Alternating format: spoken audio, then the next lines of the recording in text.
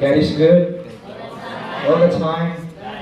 Yes, our God is always good and He is always there amidst sa mga temptations, mga circumstances sa kinabuhi, especially sa ato nga panghitabo sa ato nga palibot karon. And we are so blessed and thankful na we are here sa adlaw na suman. Adlaw may papahulay ining iglesia sa Kabuntagon. And we're happy na nakahimo kami sa pag-anhi sa inyong kanang kuwan. Tulay nga puanan alang sa kanang pagdaig o pag-unsaman pagambahan sa atong nga buhi nga Dios. Salamat kayo sa minsay sa awit nga ako nagikanta. Ako na lang magdaig mo sa daigo ng mga kaisan. Actually mo tayo first and final nga practice ng mga kaisunan. Wala kami nagkasinabot. Binako mga kaisunan ang pakantawag atong among gitunan nga gabi. Abi niyo mga kaisunan, practice yung mga gabi.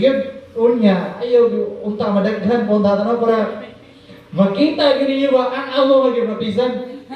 Abi niyo mga kaisunan, mga 11 na siguro no? Naabot may mga about 7, no? 7 o'clock. Unya, kamas-kamas yung mga kaisunan, sikay-sikay din ni dayon.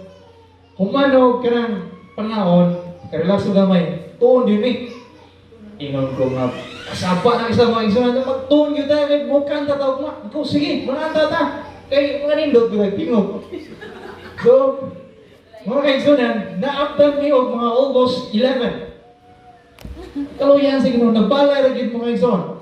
So, actually we are so excited mga kaisunan nga mo ning i-share nito umiog.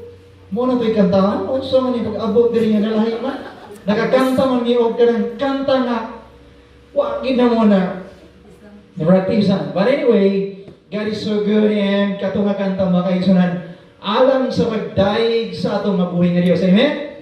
Yes, He deserve all the credits mga kaisunan, all the praise and thanksgiving ano man for sa dugay na ito nga kanang pag-alagad ba no? Ato imagine mga kaisunan nga ang mga circumstansya sa kinabuhi na ito, especially till we are here and we are alive and nalipay ko mga kaisunan na ang virus wala yun kanang wala yun siya wala niya na pildi ba? Wala niya na lupig ang atong hangadasgon. Tanawa ninyo, wala na social distancing, di ba? Di pildi na to ang virus mga kaigsunan. Ang hadlokan na to, ano yung saman? Ang pulis na gyud, no? Hadlok ta pulis, may pagnahay pulis, ang saman? Saan tayo yatag para preno, bisa, 1 meter distance, no? Pero pag wala ka na, dikit-dikit, ka naman. We have God and we believe that ang Ginoo gyud makaprotekta sa ato, amen? Yes, mga kaigsunan, nagatuutan nga na. So, nalipay ko, ganahan ko sa idea ni Brother Jeffrey nga na siya nga, a few weeks ago, nga siya nga, nalipay ko mga kaigsunan nga virus, wala na kadaog nga to. O wala na tayo social distancing ko. Di ba siguro maayo to? Pero, nga naman, kinahanglan na tayo ma-obey sa protocol, no? Sa atong government, but sa parts sa Ginoo, malipay ta, di ba? No? Malipay ta mga kaigsunan nga naman. Wala dyan na kadaw ng virus. Ito, mata ng mga igsoon, no? Ang pulis ay kadlo ka na ito, pero mag-amping ta mga igsoon, no? Mag-amping ta. Hindi, bot pa sagot nga sa madili na tamawag. Kinahanglan na mag-amping ta. So, diining kabuntagon, before ko mo share mga igsoon, ako mo yan yung sa pagbobo, mga itagay ng Sino. Lord, initan na sa kabuntagon, andan na kami Diyos sa pagtuon sa itong parang tulong. We ask your Holy Spirit to be with us. Help us, Lord, so as in your words, na amo kini nga masabtan Ginoo, maghatag inyo, buga karasi ka na mo, pag-alaga Diyos na mas labing dool nga nahakan mo. Thank you so much, Lord, meaning Sabbath day. Thank you so much, meaning friendship and fellowship that we have. Thank you for hearing and answering our prayer. In Christ we pray. Amen. Meaning, kabuntagon mga igsoon, amin nyo, malipayon kayo mga igsoon, amin nyo mga igsoon, nagpasalamat ko nga na yung pandemic. No? Abi niyo mga kaisunan, nagpasalamat yung mga igsoon. Nga naman, kaniad to, muampo ko sa mga igsoon, kaduharag yun. Karong mga kaisunan, muampo at kalima kaon na. Gusto may nagpasalamat ninyo ba nga naabot ng pandemic? Sige na ba? Abi niyo mga kaigsunan, ang Ginoo at doon naging-rason ini nga tanan. Tanan nga butang mapagitabo ni kalibutan ng mga kaigsunan, ano na rason? Nakaanak ko nga sa kumpapa nga, dili nga suod sa kumpapa kaniya ito, pero suod na ba? Nga naman, hindi man siya makatrabaho, naman siya sa tatay, so magsikit ang gimitabi. Kaniya ito nga, di ko mga kaigsunan sa kumpapa, karon mga kaigsunan, taas ng kimitay, magigsunan sa kumpapa. Unya, kaniya ito nga, relax kay ko sa akong nga, ang relation nga ito sa Ginoo, kaduha, kay isa, usa gani, wala, usa malingla ta sa pamitaw ba? Ba't karon mga kaigsunan, mo alarm na ko alas 12, ma-alarm na ko alas 12 gabi, alas 3 sa kadlawon, para lang gid mo ampo. Usahay mga kaigsunan, magbisod ko ampo, magbisod ko human sa mga ampo nga naman. Dakon ko sa katulugon, pero naningkamot yun ko mga kaigsunan nga naman. Mo uni pamaagi kini sa Ginoo mga kaigsunan. Abi niyo mga kaigsunan, tanan na pangitabo sa kalibutan, gitake na ko siya into positive para mga kaigsunan. Para nga i-strengthen akong pag-alagad, akong relasyon nga sa buhay nga Diyos. Muna, malipayon kayo kung mga kaigsunan. Every time nga, patago ko chance nga, mo share mga kaigsunan, mo istorya ko mga kaigsunan. I am not a pastor, but bahala na mga kaigsunan. Magpagamit lang kita mga kaigsunan. Okay nga no, ang Diyos, dili magabansay sa atong kugalingon, dili nga i-enhance ang atong talent, pag dili ta magpagamit kaniya. So, meaning nga kabuntagon, unsa kaniya ang siya Sabbath? Sige, investment, no? Okay. Alright, mga kaigsunan. Hindi kayo particular mga kaigsunan sa mga kuan. But, tuong tagkulong mga kaigsunan na makapadasig sa ito. This is Joshua 1:9 mga kaigsunan, nagaingon rin. Have I not commanded you? Be strong and courageous.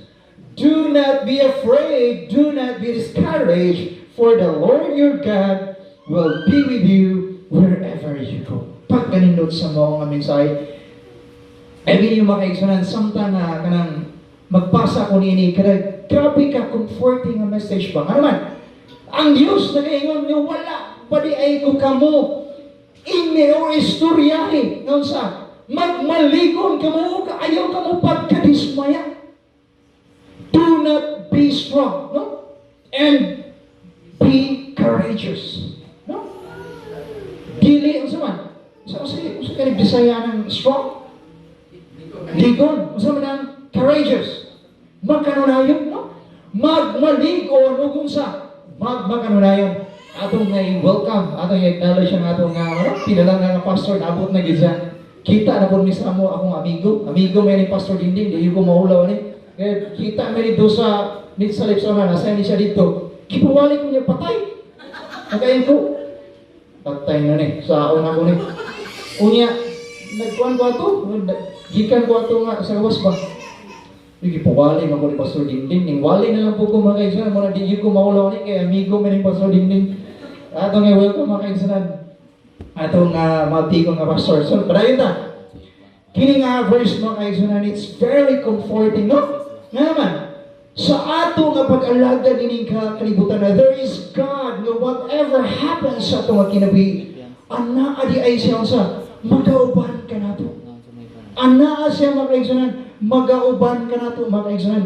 God goes where you go. Pagkanindot mga kaigsunan sa ato nga pag-alagad ining kalibutan.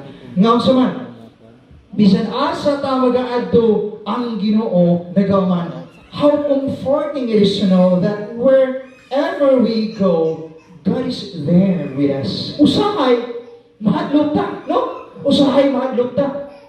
Usahay, kanang, ano na tayo pagduha-duha sa mag-invest sa itong nga talent.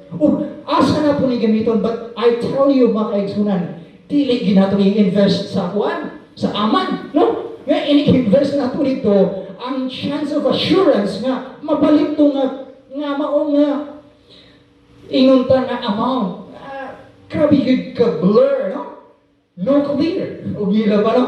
Dili mo lagi assurance. But if we invest our talents to the Lord, our God, sure thing, mga kaigsunan, nga naman, especially sa bulahatong sa Ginoo, siya yun mga kaigsunan, nung sa magauban ka na to wherever we go, especially sa iyan nung sa mo share ta sa pulong sa Ginoo. God is there. And that is why there is no reason nga sa atong mapanghitabo karon.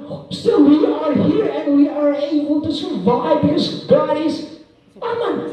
Naasa ato nakiliran mga kaigsunan. Ang naasa ato matabo sa pamilya. Ang naasa sa ato nga pagkinabuhi nining kalibutan, especially sa atong adlaw-adlaw nga unsa man pagkinabuhi. Sometimes we find ourselves in situations and if we wonder if God is paying attention. Usahay kanang balibog ta ba nga usa man kanang og nila pa daw kanang yung mga bata no grabe brad kapi murag ko gitamuukan sa langit. No, mga kuan kay ba no? But our God is a great God and He is always there sa ato nga especially in times nga kita na kinahanglan kaniya. When we feel lonely and even depressed, sometimes batiyo na to nga murag ako ramang yun, meaning kalibutan. Or sometimes batiyo na to nga kanang murag grabe naman yun ka kanang murag nag-inusara na lang yun, no? But atong Ginoo mga kaigsunan nakadungog sa ato nga sa ato nga mga mulo, sa ato nga concern. And we can feel God's presence. And we need His guidance and help. Especially mga kaigsunan sa ato nga pag-alaga ni kalibutan. Sabi niyo mga kaigsunan, adto misa kuan mga kaigsunan. Ako i-share niyo mga kaigsunan ako experience dito sa Bula-Bula. Ang Bula-Bula mga kaigsunan, gikan sa Migsalit, magbaklay mo dito mga 5 hours. Layo kay mga kaigsunan. Ano yun? Huwag nila pa, just na ang pamasahe dito, langit na. Pero tiging layo ang mga kaigsunan. Tugnaw kayo dito. O niya, gi-invite kami ni Brother Jumar sa prayer to sa kwan. Kay kwan mo ito mga kaigsunan, camping sa mga batang ba? At tumito mga kaigsunan. Amin yung mga kaigsunan, hindi ka binigyan mga 1 p.m. to siya.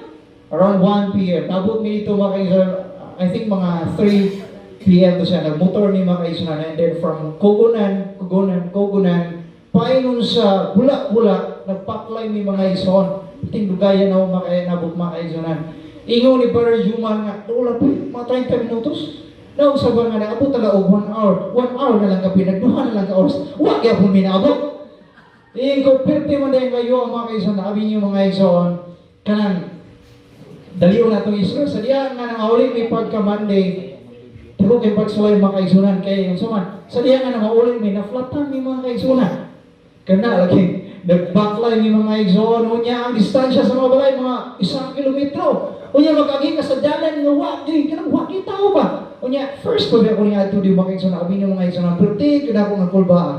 Kulba kay ko mga kaigsunan, pero wala ginahugi alaw nga ang fear mo dominion sa ako nga while nagpaklay mi mga ison wala di mula paklay na lang yun na-flat na motor unya duha ka motor na flat mga kaigsunan pagkaluyan ako mga kaigsunan apan nindot kayo mga experience and I remember sa mga tambag sa Diyos also man do not fear and be courageous.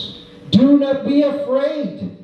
Do not be discouraged, for the Lord your God will be with you wherever you go. No? Pagkanindot kayo sa mga tambag. This is very comforting, especially sa atong nga pag-alaga nining kalibutan, especially sa atong kapanahonan karon nga usahan dili ta ang Dios kanabitang usahay nga kanabitang mabalaka ta and dayon tambagan ta abi niyo mga kaigsunan every time makabasa ko kanang pulong sa Ginoo ako yung isipon mga kaigsunan nga kana nga words para gina sa akong kugalingon nga naman gusto ko nga kanang kanabitang mabigtahan ko sa Ginoo nga mouni buhata ayaw nagbuhata dili ka mahadlok buhata ni siya kana ayaw nagbuhata.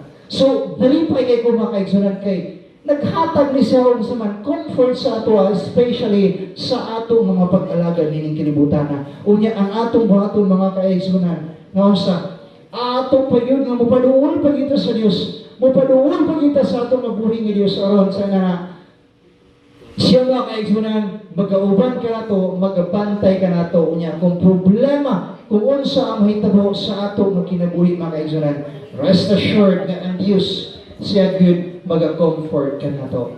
So gini nga kabuntagon, I hope nga din sa atong mapag-alaga din ng kalibutan, especially sa atong mga talents, sa pag-invest na to sa atong sa panahon ng mabutang sa atong talents, sa atong sa mga panalapi sa Dios nga kung sa ang gihatag sa Dios nga ito kanato ato kini nga iulit nga ito sa Dios o ato nga invest ang tanan nga unsa nato nga ito sa atong Ginoo aron sa inana mahimo nga unsa sa atong pag-alaga din ng kalibutan na mahimo nga kahimutan niya ang ato nga buhat og sa iyahang pagbalik sigurado gyud mga kaigsunan nga makasulubtan niya ng puloy-anan nga iyang giandam alang sa iyang pakananan. So I hope and I pray, I know nga dasig na ta ato lang padayonon na atong kadasig mga kaigsunan to kay ang Dios nagasalig ang iyang saad nga kadto lamang ang unsa mula hutay ang makadawat sa gati. So this is my prayer. Good morning and mayong adlaw ipahulay ka natong tanan.